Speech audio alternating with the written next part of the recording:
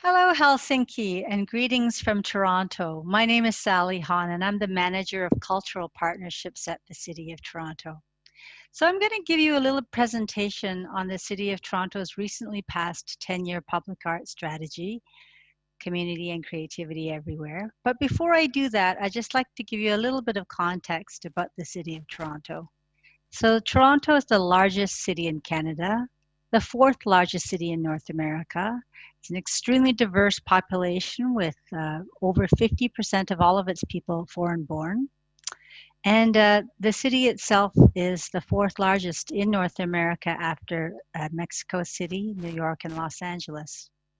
The most important thing that you should know about the city, though, is that it sits on lands that were the traditional territories of many nations, including the Mississaugas of the Credit, the Anishinaabe, the Chippewa, the Haudenosaunee, and the Wendat, and it's now home to many First Nations peoples, Inuit and Métis. We also acknowledge that the City of Toronto is covered by Treaty 13, signed with the Mississaugas of the Credit, and the Williams Treaty, signed with multiple Mississaugas and Chippewa bands. We've been acknowledging that the land is Indigenous lands that we are built on because it's really important as the city advances its conversations in truth and reconciliation as we work towards some decolonization of some of our practices. So what I would like to do is give you a little bit of a background about the processes in which we went to create the public art strategy that currently governs our public art for the next 10 years. So I'm just going to flip over to the presentation I have here and so that you can see it along with me. And I'll talk just a little bit about it.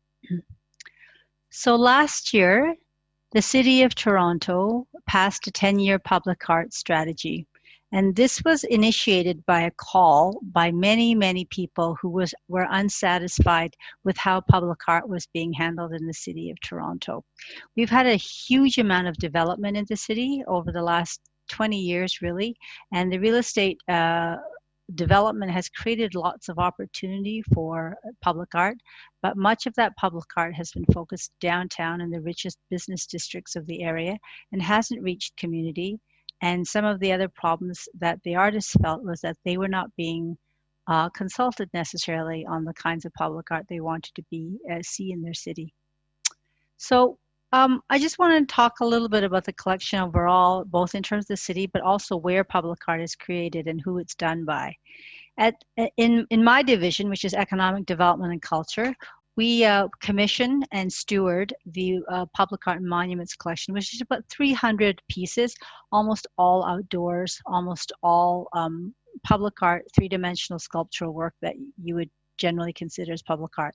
There's a few video installations and other works, but primarily it is sculptural. The Percent for Public Art program, as in the middle of the slide here, is the program that's actually run by the development community at large. So major, and lots of cities have it, major urban developments that are doing significant work have to propose a public art plan and commit 1% of its gross construction costs to public art. They own the art unless they donate it to the city. They own it and they're responsible for taking care of it. And it's just supposed to be a part of public good. In recent years, the most significant increase in public art in the public realm has been done by our transportation division, and that's Street Arts Toronto. Street art produces murals on walls, civic buildings, bridges, transportation routes, everything from cement boulders and light boxes. It's a very, very, very successful program in terms of bringing new artists and a diverse perspective to the city, and it's been most successful in bringing public art and murals outside the core into other parts of the city. So we started developing this process in response to a call to arms from OCAD University, one of the city's leading art and design universities. And they wanted us to look at a shared vision for each of the city's public art programs across all three. They wanted us to identify future directions and build on the successes. In terms of developing the public art program, we decided to go a little bit beyond the regular art community, which in Toronto, I must say, tends to be very dominantly white and very predominantly rich. And so we were trying to look at getting beyond that sector of our society to reach a larger part of the public who's supposed to engage with the work. So we had artist facilitators who facilitated conversations across the city, over 250 people. They attended all kinds of community conversations outside the core. So we went to the community to meals during religious ceremony dinners with communities. We went to community days, I think one with a Korean disabled community event. We went to a whole bunch of communities, as well as we invited the core key stakeholders very much involved in developing and stewarding public art in the city to expert focus groups. And the expert focus groups also gave us great insight, as a lot of those folks who were involved had a lot to tell us, but they didn't want to necessarily say it in a public forum. So most of the honest expressions we got, both from artists, public art consultants, and developers, came out of those focus groups. After that work, we put together a strategy to strengthen the city's commitment, and we really centered it on three main pillars. The pillars are creativity and community everywhere. So the first pillar about creativity really addresses the issues and the concerns brought to us by the artists themselves. This is really about open call processes, about doing work that's temporary. And just so you know, the City of Toronto has one of the largest Nuit Blanche exhibitions every year. It's a major civic event that draws upwards of 1 million people a year. It costs $2 million Canadian to produce each night, each event. So it's a very expensive proposition. And one of the recommendations were brought to us was that how can we make Nuit Blanche as an event also produce artwork that's more sustainable, financially and in terms of environmental footprint. We were told over and over again that the City of Toronto's public art collection had to be much more diverse, and the artists commissioned had to be much more diverse, and that we were responsible for allowing the pathways to develop for those artists to be a part of the public art development in the city. They wanted the city to encourage new ways of engaging with communities, so that the public consultation for public art really was much more inclusive in terms of the processes. With regards to community, one of the key things that everyone told us is that the City of Toronto actually has a very good public art collection, but you can't find the pieces. So we have artists such as Anish Kapoor, we have artists from all across Canada, Following the Cloud. We have a tremendous number of very good pieces in our collection. The problem was you can't find the collection online. You can't find information about it in brochures. You can't find it on maps created by the tourist communities. And so one of the things that they told us is that public art that we own and steward has to be much more engaged with the community themselves in terms of interpretation and opportunity to understand how, what, why it's about. Everyone understands public art to be an essential part of community building and placemaking, but the communities themselves have to be involved in the understanding and the development of the terms of reference for the artist calls, and of launching the works into the community. We all want public art pieces that we develop and build in the community to be sort of landmarks or placemakers for communities, so that it's possible if somebody grows up seeing a piece of public art for 20 years of their lives, maybe moves away, comes back for university, gets married and has kids, and is able to come back to that same place and re-engage with that public art again in a completely different way, perhaps through the eyes of their children or through their own, where they are in their own lives. We felt it's very important that the decision-making process of how these public art pieces are selected, such as the juries and advisory committees, reflect the diversity of the whole community at large and the arts sector. We're really, really devoted as a city overall to engaging with Indigenous communities. As I said, the city is built on Indigenous lands. Those people, the people and communities have been there and are here and have been there for 15,000 years. They're not visible in the public realm. And part of our job as a city is to ensure that the city itself reflects the communities that have been here for so much longer than we have. There's a very focused event to do that, not only in terms of public art, but in terms of public realm place naming, in terms of recognition of sites of importance.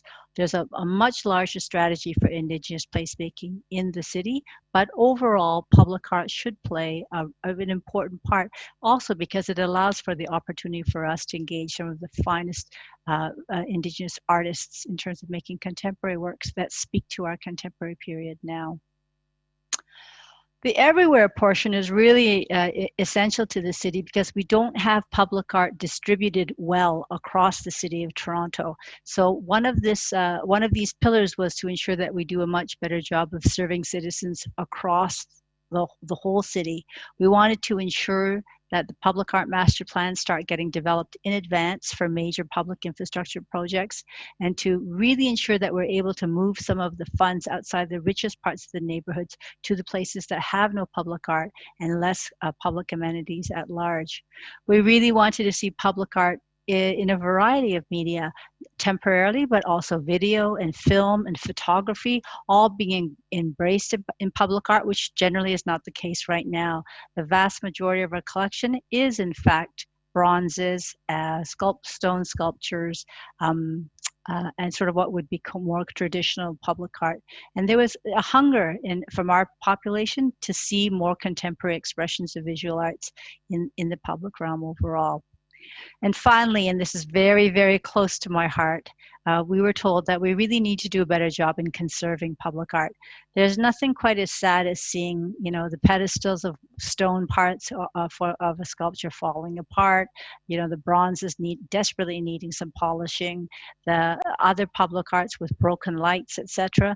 We really realized that if public art is going to be a part of the public realm and a part of how the citizens of our city experience our city, we have to do a much, much better job conserving and maintaining our public artworks. And that means putting some resources into that. And so finally, I just want to talk about the Year of Public Art as one of the first actions of our public art plan. So next year, 2021, this mayor has declared Toronto's Year of Public Art, and we have a program now called Artworks TO. And when all of this was under planning, no one knew, of course, that COVID was coming. However, if you're going to do a year of any kind of art engagement overall, public art is probably the best way to do it because it's safe, people can physically distance, and people can engage with the art outdoors, where we all know it's the safest place to be right now. In this time, we recognize that people are very, very, very sad. A lot of them are at home. They're not sort of engaged in many things. And the pandemic has cost everyone economically and just in terms of psychic exhaustion, taken a huge toll. So one of the wonderful things that I'm really excited about is that next year's Year of Public Art is an opportunity to engage all kinds of artists with our city and our citizens, pulling and requesting and cajoling our citizens to come outside, to be a really big part of the city through art, to engage with the ideas and the reflections and the histories and the thoughts of what public art can do to engage people with sites and neighborhoods and memories. And that's what I have to say about our public art program. A few of the pictures here on this slide are just some of the public artworks that have happened since the pandemic. And in fact, we currently have a program underway called Big Art TO that was done in collaboration with OCAD University, where we're doing digital projections on a number of different buildings all across the city, and again with a focus on ensuring that every single part of our city has opportunities to engage in public art. So I hope that gives you a little bit of an understanding of what the city is doing with our public art strategy over the next 10 years. And I hope that if you have any questions, you'll contact us at the City of Toronto.